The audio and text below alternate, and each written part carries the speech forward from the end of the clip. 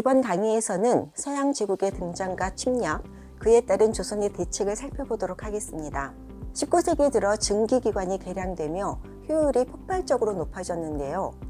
서양 열강은 17, 18세기와는 비교도 되지 않게 확장되었습니다. 그들이 이룬 근대 산업 사회의 가장 커다란 특징은 증기기관을 장착한 기계를 통한 상품의 대량 생산입니다. 거대한 규모의 기계를 설치할 공장과 공장을 설치할 부지, 그리고 기계를 가동할 노동자가 필요하죠.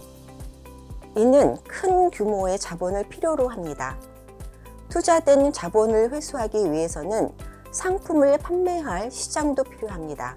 또 공장을 지속해서 가동하기 위해서는 원활한 원료 수급이 뒷받침되어야 하죠. 이 과정에서 더 큰 이윤을 확보하려면 저렴한 원료 공급이 중요합니다. 상품 시장도 계속 확보되어야 하지요. 이를 위해서는 정부의 지원도 필요할 것입니다. 서양 여러 나라들은 경쟁적으로 군대를 앞세워 식민지 쟁취에 나섰습니다. 제국주의의 시대가 열린 것이죠. 서양 제국들은 화약의 유럽 전래 이후 눈부신 무기 발달을 이루었습니다. 유럽의 수많은 전쟁은 바로 이 무기들의 시험장이기도 했지요. 레오나르도 다빈치는 다양한 무기를 스케치한 것으로 유명합니다. 갈릴레이도 무기 공장에 자주 드나들었다고 하죠. 유럽의 무기는 주요 상품이기도 했습니다. 세계의 역사를 전쟁사로 설명하기도 하는데, 이런 논의에서는 무기 개발 역사가 과학기술의 발전과 함께 진행되고 있다고 지적합니다. 과학과 기술, 그리고 무기와 산업의 발달은 유럽 제국의 식민지 개척의 동력이었습니다.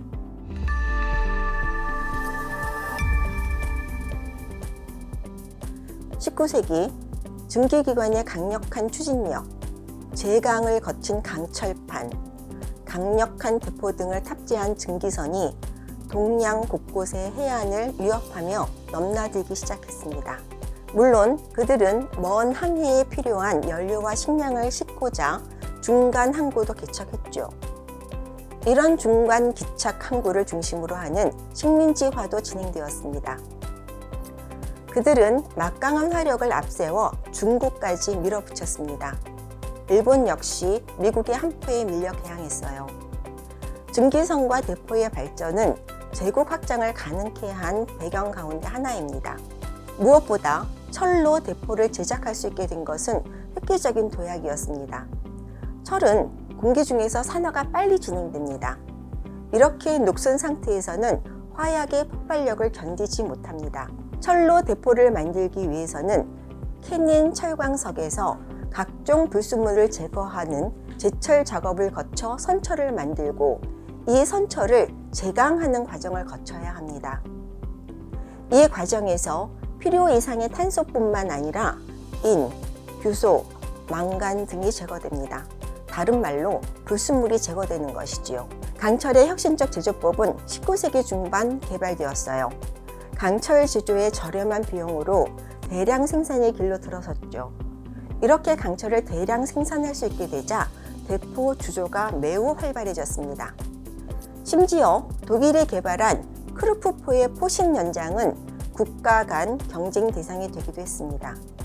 이 제강 산업의 발전은 증기선의 대형화에도 물론 영향을 미쳤습니다. 개인화기 역시 비약적 발전을 이루었죠. 방아쇠를 장착한 개인화기는 총구로 장전하던 전장식에서 개머리판 쪽으로 장전하는 후장식으로 바뀌었습니다. 사격하면서도 적의 총탄에서 몸을 보호할 수 있게 되었죠. 더불어 총신에 나선의 강선을 새겨 사정거리는 매우 기울어졌어요. 총 쏘는 사람은 보이지도 않는데 총알이 날아왔습니다. 개인용 화기는 권총으로 발전했습니다. 총신이 짧아 사거리는 짧지만 총알을 한꺼번에 여러 발 장전할 수 있는 탄창 덕에 연속 발사가 가능했습니다. 그리고 기관총같이 쉬지 않고 발사되는 화기도 개발되었지요. 명중률은 떨어졌지만 엄청난 위협을 가하는 무기였습니다. 교수님, 서양의 무기가 이렇게 급속도로 발전하는 동안 조선은 어떤 상황이었나요? 병자호란 이후 평화의 시대를 구가하는 바람에 무기는 크게 개량되지는 않았어요. 지난번에 살펴본 홍익포, 불랑기포 정도로의 개량이 있었을 뿐입니다. 하지만 19세기 중반 이후 상황이 급변했지요. 동아시아 해안에도 이들이 찾아왔기 때문입니다. 많은 군인을 실은 커다란 배가 빠른 속도로 다가와 먼 거리에서 포사격을 해댔습니다. 가공할 대포 소리와 포격의 위력은 굉장히 위협적이었죠.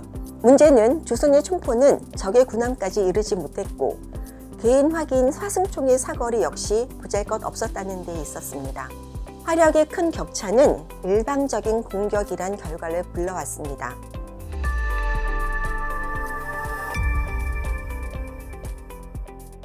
(1860년은) 매우 경악스러운 해였습니다.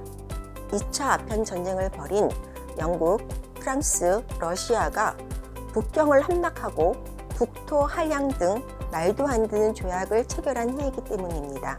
19세기 가장 부유한 국가였던 중국은 그렇게 침몰했습니다.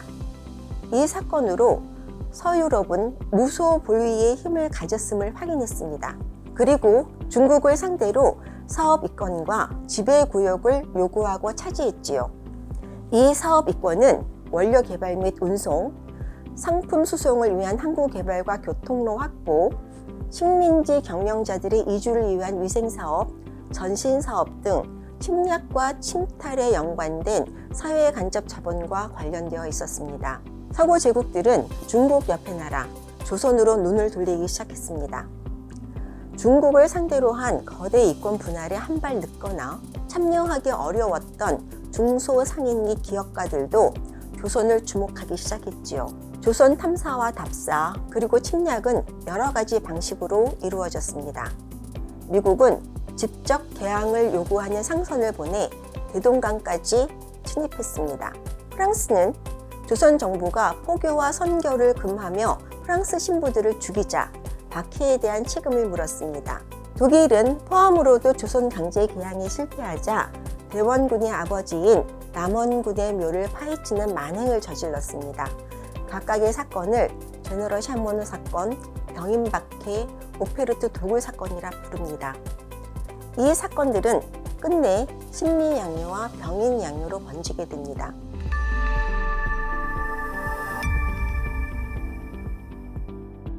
조선은 신미양요와 병인양요를 치르면서 서양 무기를 직접 경험했습니다. 조선 정부는 서양 무기의 위력에 경악했죠. 조선은 척화를 내세우고 북방력 강화를 위한 여러 정책을 수립하고 집행했습니다. 그 가운데 하나가 무기 개발입니다. 이는 신헌이 중심이 되었는데요.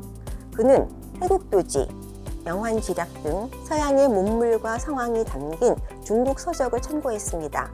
그 결과 전통 무기를 개량할 수 있었지요. 기존 불랑기포 포과에 바퀴 4개를 달아 대포 운반을 가능하게 했어요. 그리고 2개의 대포를 수레 한 대에 올리기도 했습니다. 나무로 대포를 만들기도 했고 물에 설치하는 수레포를 개발하기도 했습니다. 그리고 대동강에 빠진 증기선에서 증기기관을 인양해 기선을 만들기도 했죠. 또 총알을 막기 위해 면포 20-30겹을 겹쳐 방탄복도 만들었습니다. 이때 개량된 화포들은 이동뿐만 아니라 포신을 좌우로 돌릴 수도 있어서 긍정적인 평가를 받았습니다. 교수님, 전통 무기를 개량한 것만으로 외세의 침략에 대응할 화력을 충분히 얻을 수 있었나요? 아쉽지만 역부족이었습니다. 여전히 사정거리는 짧았습니다. 또 포신을 위아래로 움직이거나 편각을 조절하는 것은 불가능했습니다. 명중률이 낮았고 발사 후 포신의 열을 식히는 시간도 오래 걸렸습니다. 큰 효과가 없었지요. 또 수레포의 경우 핵심 부품인 뇌관을 제작할 수 없어 청에서 전량 수입해야 했습니다. 개인 화기도 화승총 수준을 벗어나지 못했죠. 가장 큰 문제는 모든 무기는 수공업 제장으로 소량 생산만이 가능했다는 점입니다. 다음 강의에서는 고종의 친정과 개항, 그리고 서양 문물의 탐색에 대해 알아보도록 하겠습니다.